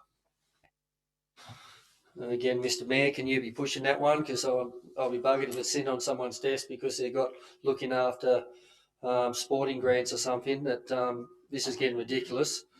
They need to start up in the ante. So, Mr. Mayor, if you can do something about that, but we need to be on that critical needs, critical use list as soon as possible, and be knocking on Mr. Toole's door. Go to Mr. G, whatever was interesting today. I saw it. I don't know if it was yesterday. It was said, but our Prime Minister is actually talking climate change and admitting that the weather's changing, it's getting hotter and longer and all that. But when it comes to the crunch and councils that are doing things, trying to set ourselves up to the future, we just don't seem to get the help when we need it. We're made to wait, and I think that's a political game, like Councillor Fry suggested, and I'm sick of political games. They should just help the people that have been elected in to help. Bathurst gets worldwide recognition on a regular basis because of our wonderful racetrack, but also our history, and that people get here and have a look where we are going forward. You know, we have the short-term measures that we've got in place, and we know you're going to chase it, but our dam wall increase, I know Councillor Fry, you said we're looking for other issues, but that's something that we need to look at. And if this town and this city and this region continues to go ahead, we need to start pushing the state and federal government that they actually pump in hundreds of millions of dollars into this region. Dam walls increases, our second racetrack, because when times are tough, one thing that Bathurst, and I'm not sure who made the comment, I heard it the other day, but you know, Bathurst is able to give a lot of life to the region because of the events we hold here. We need to keep creating these events, giving people, I guess, a bit of a happy time, but also helping the region. It was great to hear the Mayor of Lithgow make a comment the other day that the concert when Sir Elton John came to town, they saw an overflow in their town. So I'm sure going west, people saw overflows there. So we need to keep creating these events, but creating these events where we're getting more people in our town, they're using more of our resources. So going back to that point, we need to push from here on in more than what we've done before, Mr Mayor, that we need that other 10 million like yesterday. It's critical. I've spoken to the engineer about it. We've got to do it, and we've got to be ready by July so we can start catching. Would that be right? Through you, Mr Mayor, we're certainly looking to have the construction of our stormwater harvesting completed by August at this stage, subject to our approval process through the state government. When do we get critical where August can blow out? Which to me, I think we're nearly past that. Would that be correct? At this stage, without any further inflow of rain or rain into our catchment, then I'd expect we will actually go into level 5 before we have the stormwater harvesting complete. No worries. Well, I think it's we don't want to get critical of the state or federal government, but we're going to have to. Is it simply they've got to get us some money? I don't know if it's a political game or that, but I think every councillor here has had a gutful of it. We need the money. We're doing all the work. We're basically that terminology shovel ready. Mr Mayor, General Manager, Engineer, I get any councillor here on the floor, whatever you need from us. I think we're all asking questions whenever we see someone, but somehow we got up the ante. So please keep us posted, and that's that act. We've got to get on that list ASAP. Thank you, Councillor North. Councillors, I now declare the meeting closed at 7:25 p.m. Thank you for attending the policy meeting.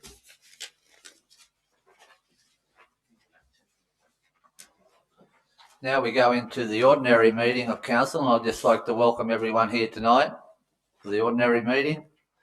There will be a public forum. Each member of the public will receive 5 minutes of talking time.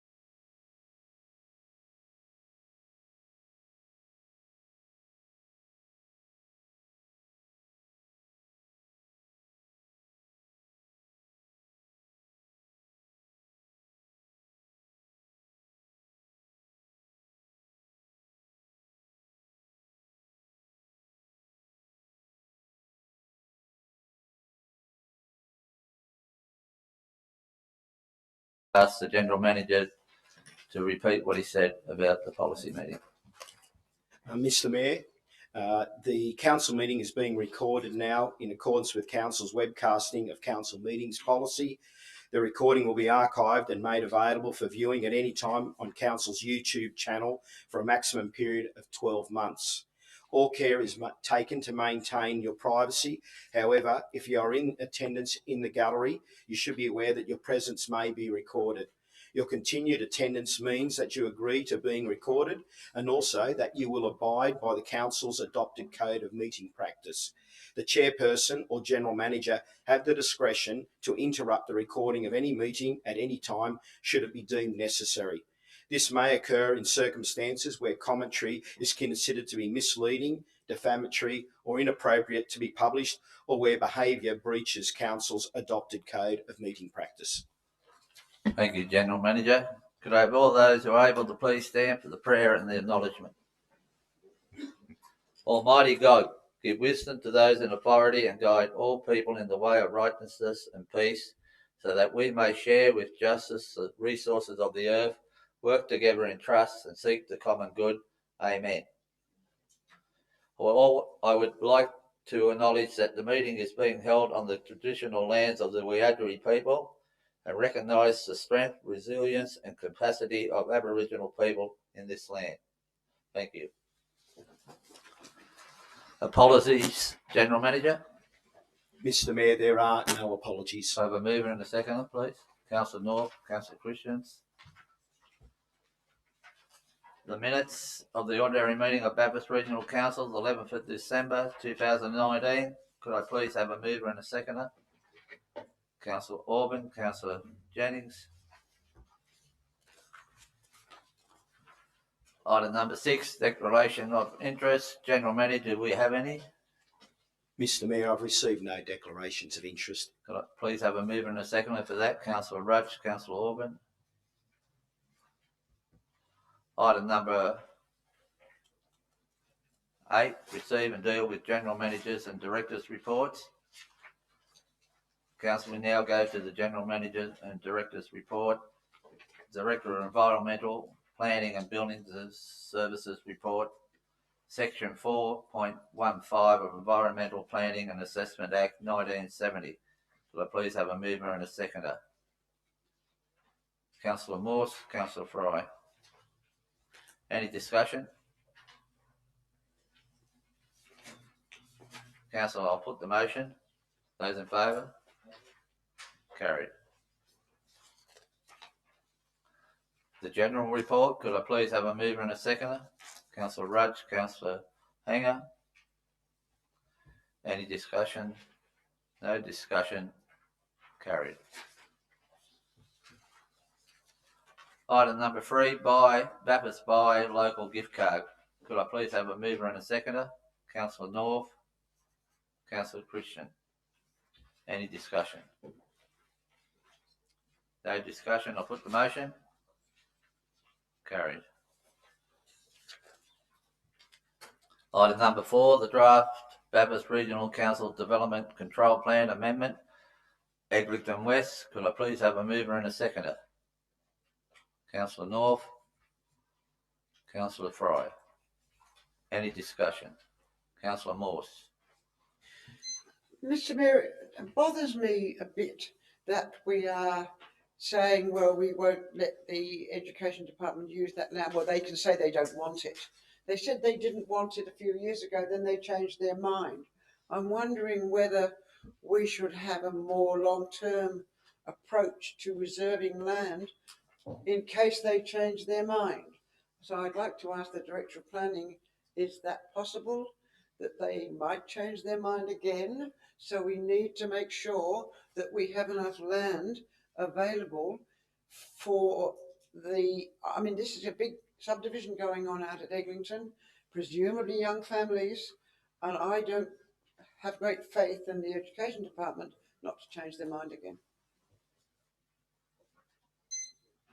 Through you, Mr. Mayor, there's aspects of that question I can't answer to read into the minds of the Department of Education, but there's been no stone unturned to seek a resolution on this matter, and we're pleasant, staff at least, myself, I'm pleasantly surprised the department has agreed to that which they have. Any other discussion?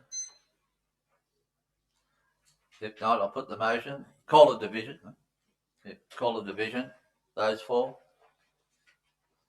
Those against? Carried. Now we go to Director of Corporate Services and Finance Report, Statement of Investments. Could I please have a mover and a seconder? Councillor Rudge, Councillor Orban. Any discussion? No discussion. I'll put the motion. Carried. Item number 2, the quarterly review 2018-2022 delivery plan and operational plan 2019-2020. Could I please have a mover and a seconder? Councillor Christians, Councillor North. Any discussion? I put the motion. Carried. Item number 3, sundry section 356 donations, Bathurst Memorial Entertainment Centre Community Use Subsidy and Mount Panorama Fee Subsidy. Could I please have a mover and a seconder? Councillor Christians, Councillor Jennings. Any discussion? Put the motion. Carried. Item number 4, power of attorney. Could I please have a mover and a seconder? Councillor Orban, Councillor Morse. Any discussion?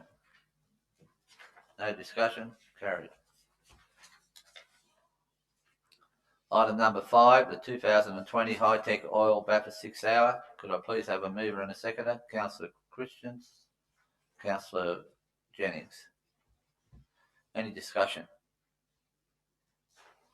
I'll put the motion. Carried.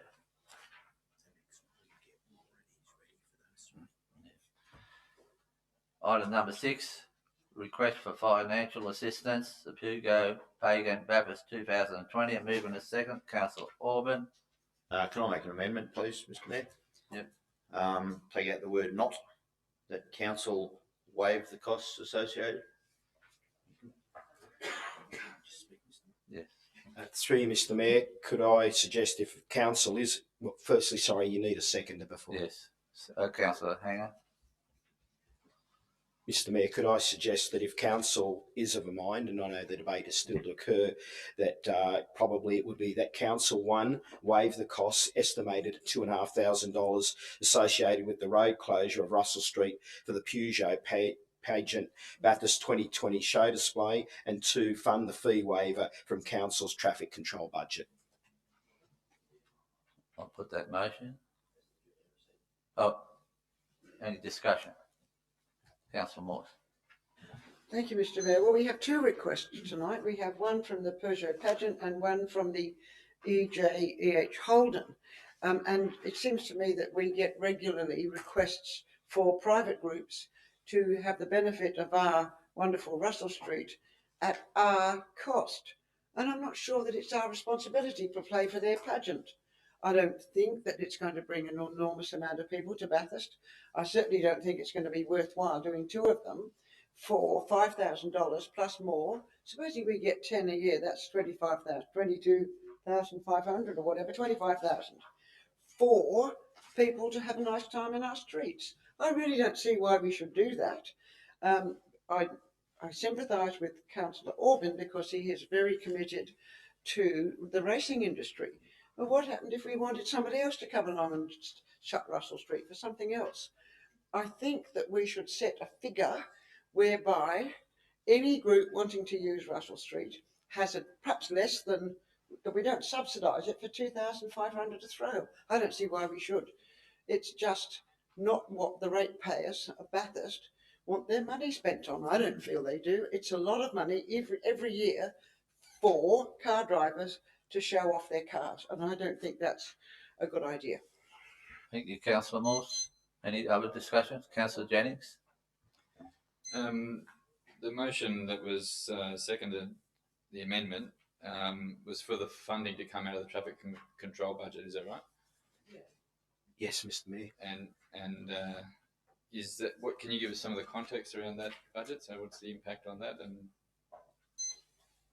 And through you, Mr. Mayor, Council has a traffic control allocation for a number of its construction, maintenance projects, and also events. In this particular case, it will probably come from one of our maintenance projects.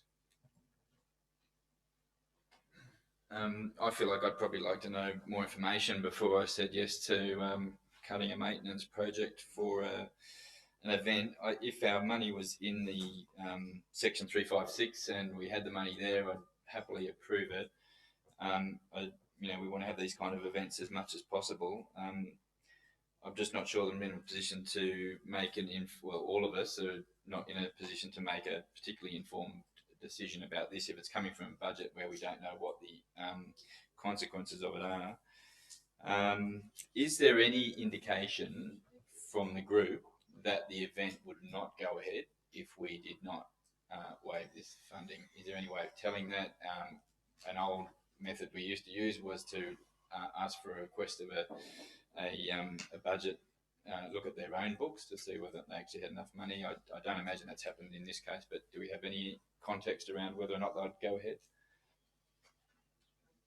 Through you, Mr. Mayor, I understand in talking with the applicant that the actual street display or the pageant on Russell Street would not proceed without this support.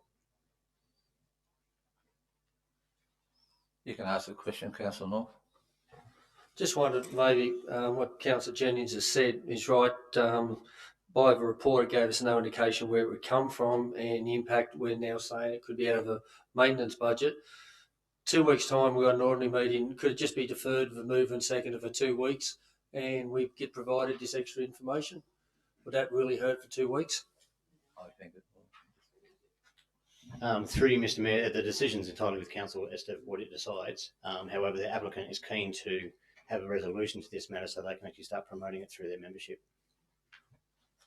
Questions, Councillor Christians? Yeah, just a quick question to the Director of Corporate Services. Is this an amount of money that would cause major issues? Do we have a pretty comfortable amount of money in that account, or do we sort of stretch it out each year? Through you, Mr. Mayor, I guess you're referring to the traffic control budget that we're proposing to source the funding from. Basically, it would depend on the particular project. So what we would have to look at is what is the traffic control plan for that said project, whether there is actually spare capacity within that, and if there is, then yes, there's funds available directly from traffic control. If there's not, then we would have to look at reducing the scope of works. Bear in mind, you're only talking $2.5 grand. Hang on. Question. Yes, a question. I mean, actually, this event is taking place on the 28th of March, which is not far away. Presumably, can I ask if they've actually publicised this event to their members on the basis that they assume Council will provide the funding? I mean, surely they would have made some arrangements for this. It's only 5 weeks away. The other one's on the 6th of March. Oh, yeah, the other one I understand is on... One question at a time. Okay, well, two then. 2 events. Surely they would have made more arrangements. Have they made arrangements? Through you, Mr. Mayor, the show and shine element, which is on display in Russell Street, is only one part of their trip to Bathurst. So the Peugeot Club are already coming to Bathurst for a myriad of other events. This is just one other event that they're proposing to include in their schedule. Councillor Jennings, would you like to continue? Thanks, Mr. Mayor. I guess I'm wondering, partly in anticipation of the next 5 minutes, whether or not we're going to have the same question asked. And are we really talking about an amount of $5,000? Regarding the traffic control budget, I guess given the circumstances, the tightness of the time, I would, in this instance, be comfortable approving both of them from the traffic control budget, subject to the Director of Finance and or General Manager, appropriate person, believing that the impact was negligible and able to be managed within that budget without having an adverse impact on other things, and leave the call with transparency afterwards, being shown that it hasn't stopped something being done that should have been done. Is there any? Oh, sorry. Through you, Mr. Mayor, yes, we believe that way. Yes, we believe that way. Is there any other? Question? Could I ask the Director of Engineering, is it possible for both these events to be held in Pit Lane at Mount Panorama? Through you, Mr Mayor, short answer would be it's possible. I haven't actually looked at that, given that hasn't been the original request. But we also need to make sure that there's no other clashes. So I'm not aware that there might be clashes at Pit Lane already booked. Is there any other discussion? There's no other discussion. Council, I put the motion. Those in favour? Those against? I put the motion. It's carried. Thank you. For the amendment.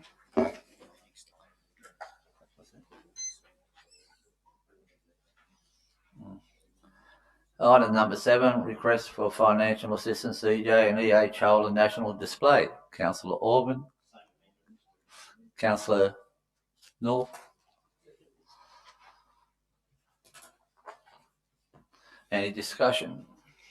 Councillor Jennings. Just that it be my vote goes on the basis that the same status that goes with it, that the director consider other impacts. Any other discussion? Councillor Orban. Yeah, just a quick one. Do we have any idea of the numbers that's involved, as in cars, people that are attending this event? Through you, Mr Mayor, I'd probably have to take that one on notice. Thank you. Is there any other discussion? Councillor Hanger. Yeah, Mr Mayor, can I commend this motion? The number of people who come to town, both for the Peugeot thing, am I right, Mr Mayor or Mr Director, that the Peugeot people have been here before, for starters, about the Peugeot? They've been here before? Well, through you, Mr Mayor, maybe not in the time that I've been with Bathurst Council. Well, we've had a number of car people who've been here, and they, as you see with the Peugeot and with this organisation, the EJ and EH National Displays, they bring so many people to town. They're here for the weekend. Both the Peugeot people, they tour around. They look at our district for $5,000. Cheapest advertising in history, I suggest. Thank you. Thank you, Councillor Hanger. Is there any other discussion? Councillor North. Yeah, one of the comments a number of years ago when the GT Fords came to town for a national conference, we put together our community LC card for our museums and that. Do we push our facilities like that, where I remember there was 1,000 come to Bathurst.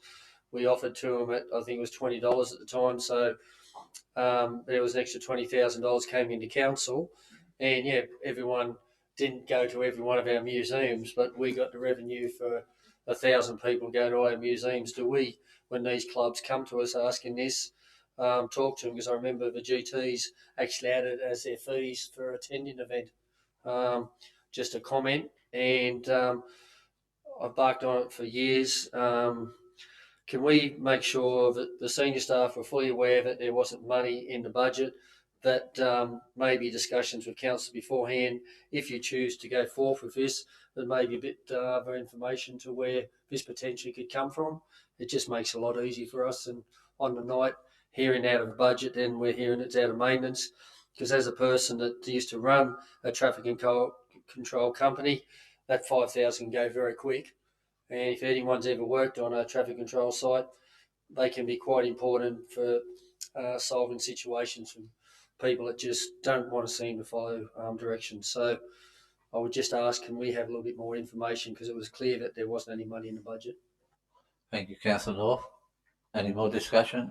Councillor. Yes, thank you, Mr Mayor. It's interesting because I know I'm imposing this, but late last year, it was before we had a council meeting, there was a group in Bathurst that wanted some assistance with funding for a thing called a fibre muster, which was going to bring and will bring thousands of people to Bathurst in July this year, a long weekend in June. And they were told, no, you have to go through the Section 356 donation, you have to give all the budgets, you have to give all that. And basically the answer to this group was, well, go away and come back later on. And we've just given away $5,000 to cars again. These people wanted $1,000.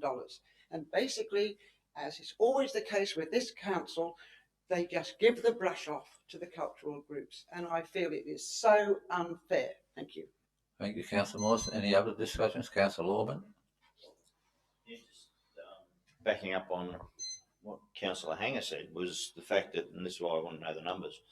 I mean, if there was merely 300 people with either group, that's economic benefit to Bathurst of about $75,000 per day. So, you know, I mean, it is very well worthwhile, and we're promoting our district. Thank you, Councillor Orban. Any other discussion? Before we go to the motion, could the General Manager read out the resolution? Mr Mayor, I have the proposed resolution is that Council waive the costs estimated at $2,500 associated with the road closure of Russell Street for the E.H. Holden Nationals display, and to fund the fee waiver from Council's traffic control budget. I'll put the motion. Those in favour? Those against? Carried. Item number 8, free water for verified primary producers. Councillor Jennings and Councillor North. Any discussion? Councillor Jennings. Just briefly, Mr Mayor, thank you. I recall the first time this report was brought into this chamber as a motion, and the recommendation from staff at the time, being rightly prudential, was not to approve it. And since then, we got over that hurdle, worked through the policy, how to administer it, what the rules would be, and it's been, from what I recall, approved unanimously ever since, and supported by the staff, which I'm going to say I greatly appreciate, and I think the community appreciates it. Particularly in this report, we've seen that the number of users has actually gone into triple figures. 104 people have registered for the scheme. That says to me that people are seriously hurting, because it's only a small section of the farming community, of the 1,450 odd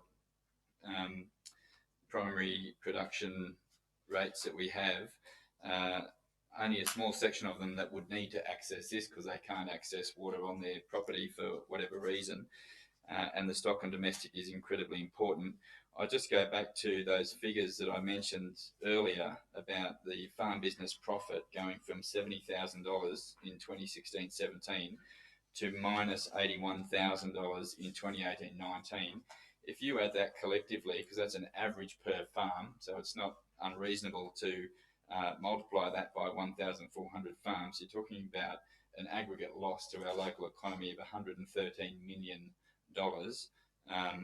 as an underestimate, a conservative estimate, just from our farming sector. So there is no doubt in my mind that this is a valid policy.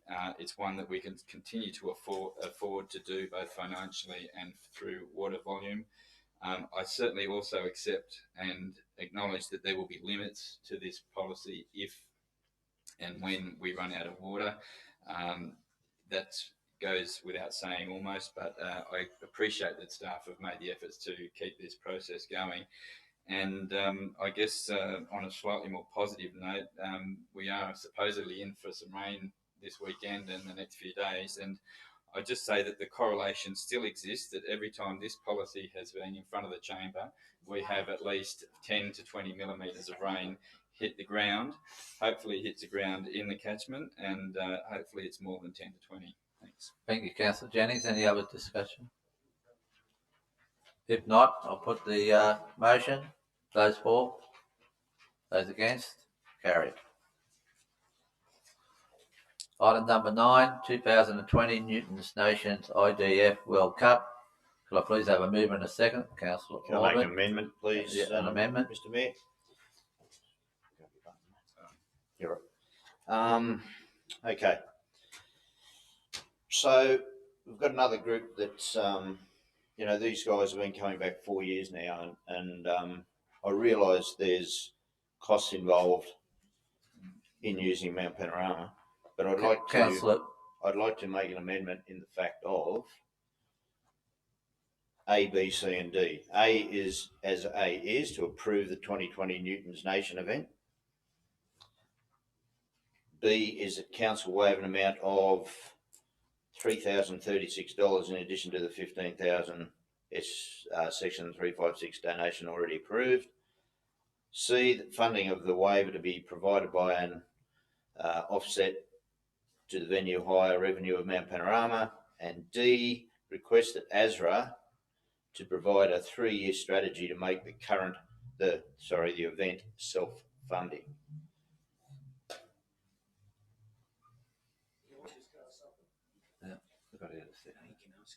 You can ask a question. Councillor Orban, can we add in there that, as every council knows, has been coming back to us for a number of years, that this event is going to occur very soon, that by the end of June we have that report in front of us, because we'll be talking budgets again, and every year this has come to us. Can we set a date on this? They'll have it in the end of, the end of March. At the end of June, that is provided to council, to us as councillors, for when we have budget considerations moving forward. Please. You read that out.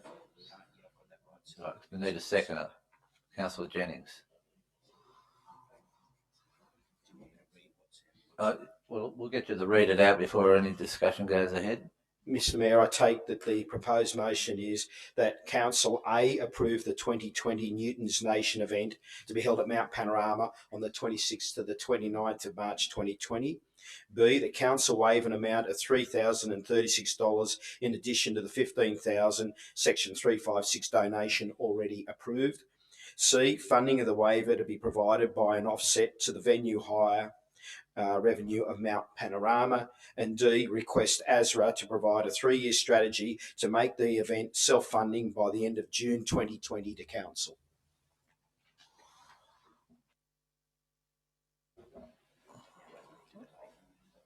Any discussion?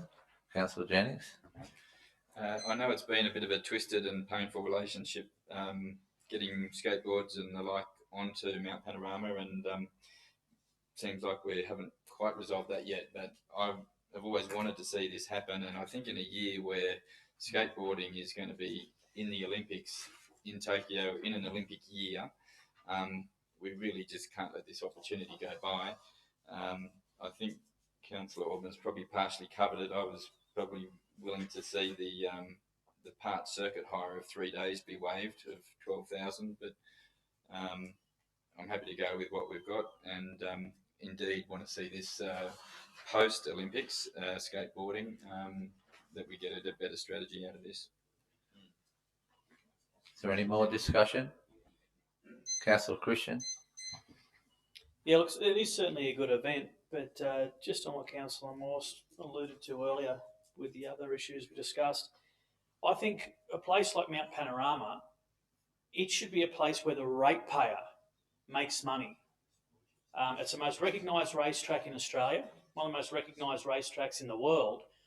I don't understand why the ratepayer has to pay someone to come here and use that facility, essentially, by covering costs.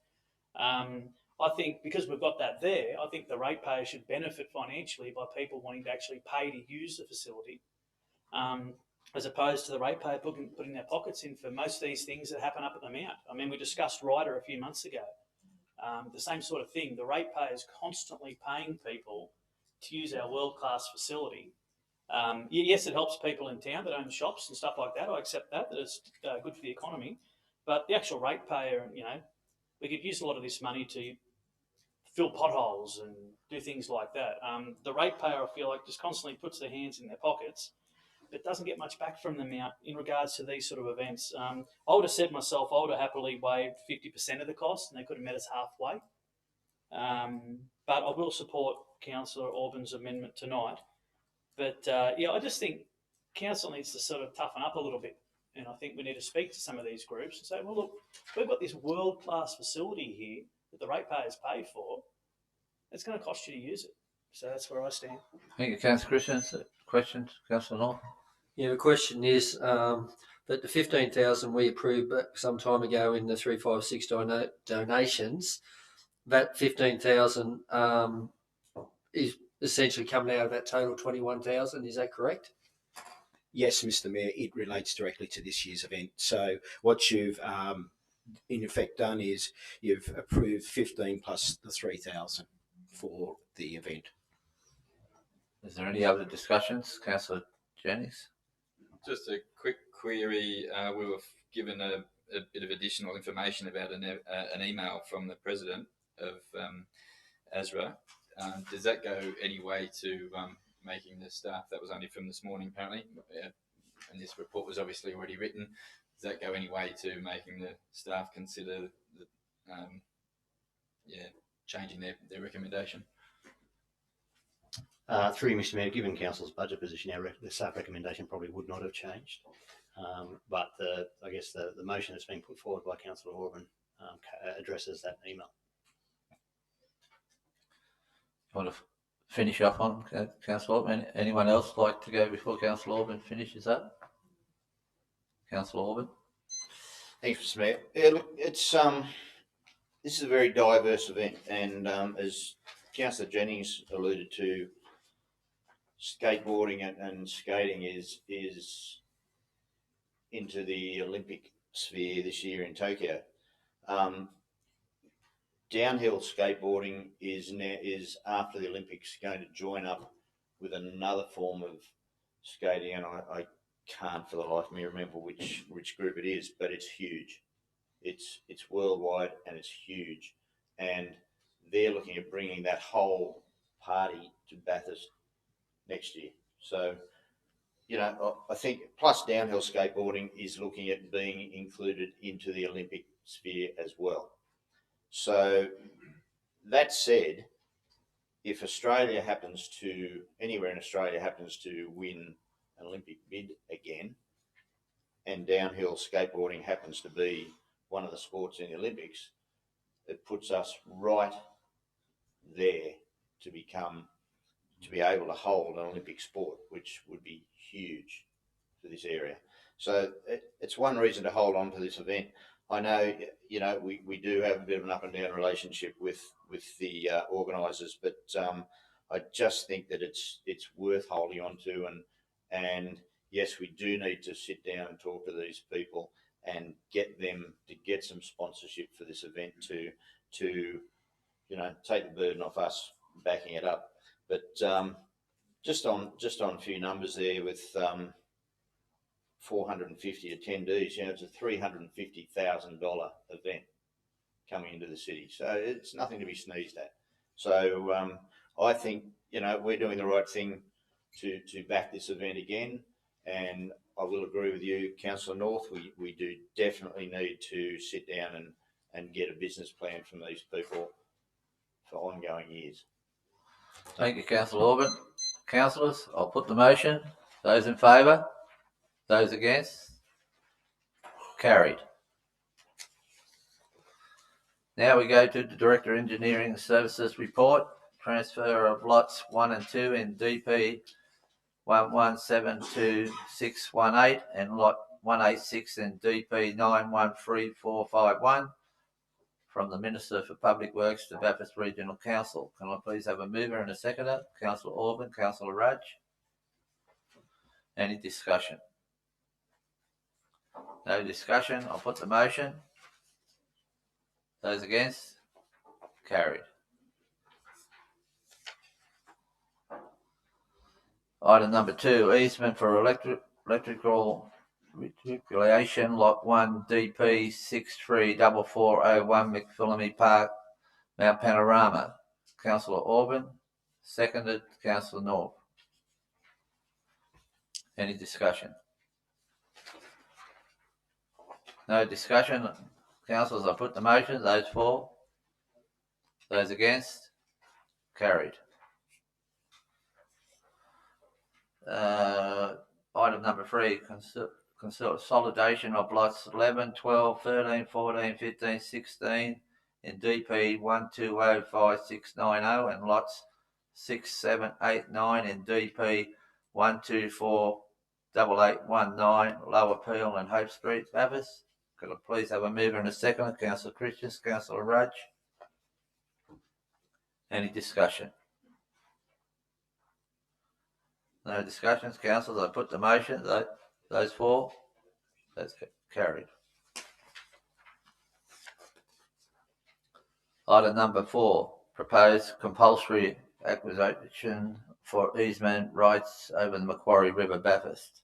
Councillor, could I please have a mover and a seconder?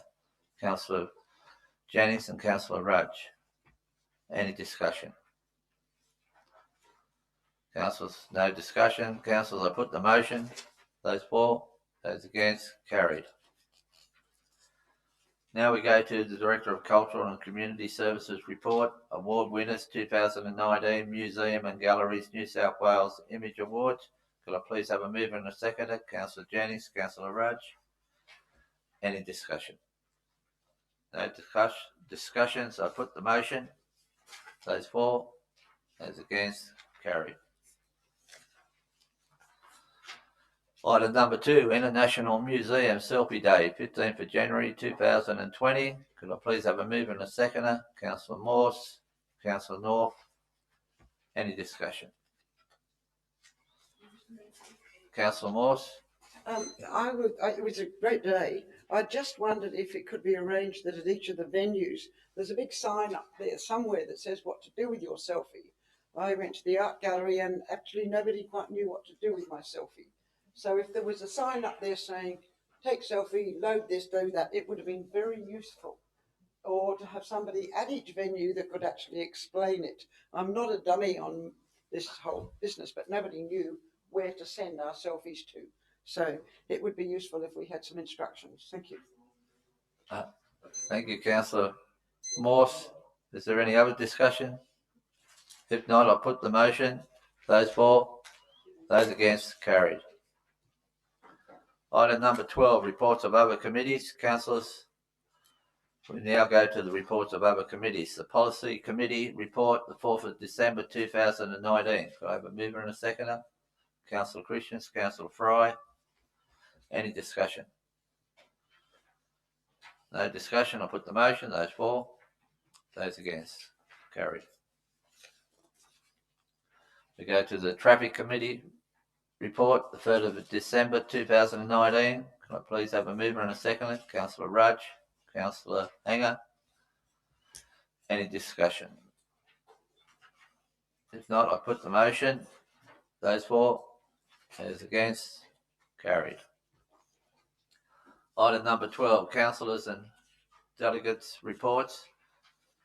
Council, we now go to the councillors and delegate reports. The minutes of the Bathurst Regional Youth Council, 19th of November 2019. Can I please have a mover and a second? Councillor North, Councillor Jennings. Any discussion? No discussion. I put the motion. Those for, those against, carried. We go to the minutes of the Bathurst Regional Community Safety Committee, 28th of November 2019. Could I please have a mover and a seconder? Councillor Rudge, Councillor North. Any discussion? No discussion. I put the motion. Those against, carried. Item number 13, resolve into confidential committee of a whole to deal with the confidential reports.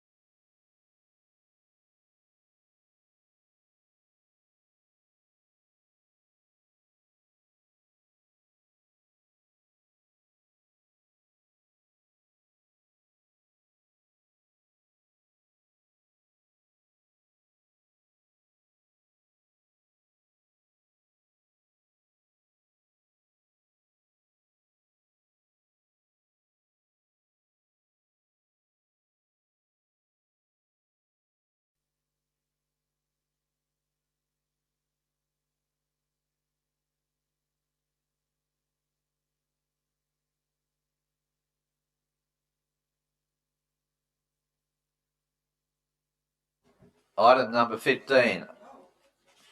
Adopt the report of the Committee of a Whole. Through you, Mr. Mayor, the following items were recommended from the committee for the formal adoption of the council. Item number 1 concerning the residential lease at 200 College Road. The council approves the renewal of a residential lease agreement for Part Lot 2 in DP 749758, known as 200 College Road, Bathurst, for a period of 12 months with a 12-month option at council's discretion as detailed in the report. Report number 2, which is to deal with the renewal of a licence agreement for Park Street, Eglinton, with the Stamp, Coin and Collectibles Club.